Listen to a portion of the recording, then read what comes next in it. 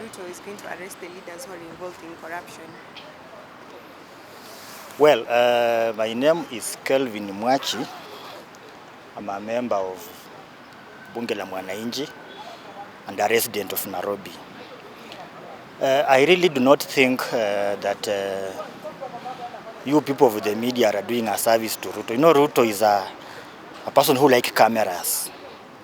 You know, the issue of corruption, really, who doesn't know that Ruto himself is a corrupt man? Who doesn't know that? Who doesn't know that our members of parliament are corrupt? So by Ruto coming up to tell us that probably members of parliament are corrupt, it's not supposed to make news. It's just emphasizing what all of us have been emphasizing. And Ruto, for what we know, is that he's trying to lay blame elsewhere. He's trying to lay blame to some other institution to cover up himself. Because if I might take you back during the impeachment of Honorable Rigathi Gachagua, you realize that if you were very careful, especially during the cross-examination of Mutuse and Professor Ongoya, everybody could tell that these people had no case. But the members of parliament were determined to do what? To have Gachagua go, including the Senate. Even when this man fell ill, they could not give him time to heal. Alafu akuja ajitete, they went on to impeach him. Do you know why? Because they had express instructions from State House and from Ruto, and those were not free. They had been paid handsomely for that purpose. And therefore, the first person, first of all, to be arrested is himself. Yeye kwanza ajipeleke kotini, kamiti na ajifungie huko. Then maybe the rest of us can follow suit. But that story of telling us that I'll arrest, we are challenging him to name one. You know, Ruto is a very clever politician, but on this one he's messing. Because if I were a politician and the capacity of Ruto, you should know that his tenure in State House is actually based on his compliance and acceptance by the members of parliament. Those are the only people besides the public who are equipped by the powers, by the constitution, to impeach him. All governors across the counties, across the country, are ensuring that they are in good books with the county assembly members. The president can only be in good books of the parliament if he has to remain in that house called State House. So Ruto is playing a very, very interesting politics because he's risking his own career. He might not even take it to 2027 because if you start fighting members of parliament as president, you are simply telling yourself you are tired of leading.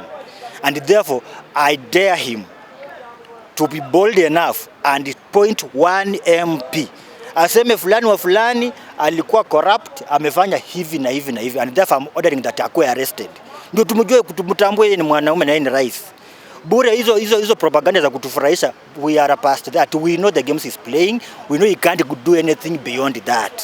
Ni kusema tu hatafanya hata arrest mtu.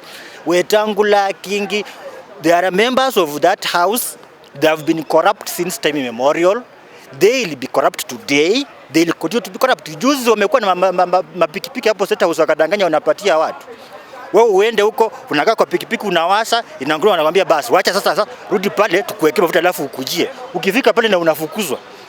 Na wanaenda wanasema kwa media kwamba tumepewa, hata ndio hizo wanaonyesha bila mlikuwa mna test.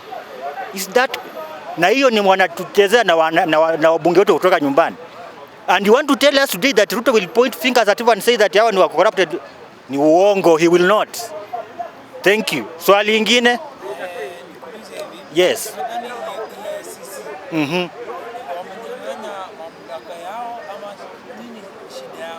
The most useless body amongst others in this country is that so-called EACC. Inafanya kazi gani first of all?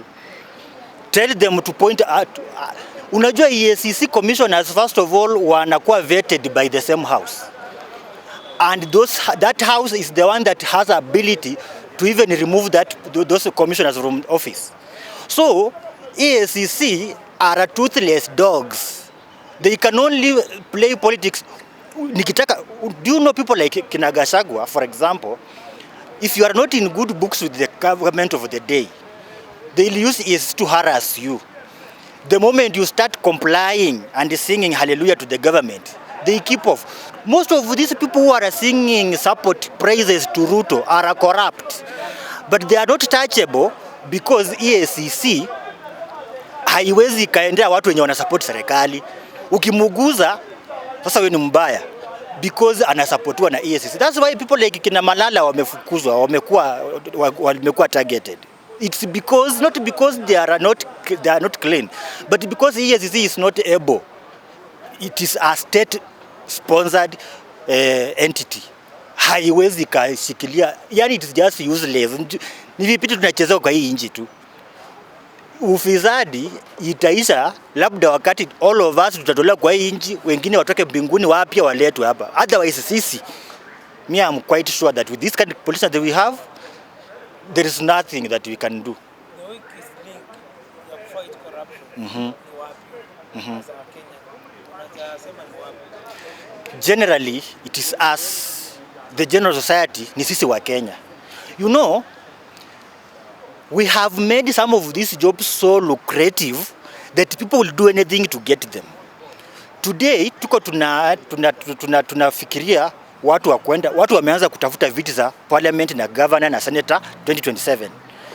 And those posts have been so lucrative that ukikuwa governor, you are available, you are on the table where you make policies and resources are at your disposal. Therefore, for me to get there, I'll need your vote. Are you getting? And because I'll need your vote, I'll do anything to make sure that you vote for me. I look at what is your problem. Wewe una kazi, na sina kazi ya kukupea, juu mimi sijakuwa governor bado. But I'll tell you, leo enda ukule lunch, shika hii 200, shika hii 100, uende ufanye nini? Utulie, unipee kura nitakufanyia hivi. Wakati nakupea 200, hiyo wakati ifike unipee kura yako, hiyo kura yangu naichukua kama nimeinunua mimi kama governor. So I first of all must recover my money. So the weakest links comes back to us as the electorate. Tunauza kura zetu very cheaply. We don't demand for accountability or from leaders who really know how to lead. Tuna elect these corrupt people. These corrupt people are the ones going to parliament, and therefore they are going to vet the commissioners.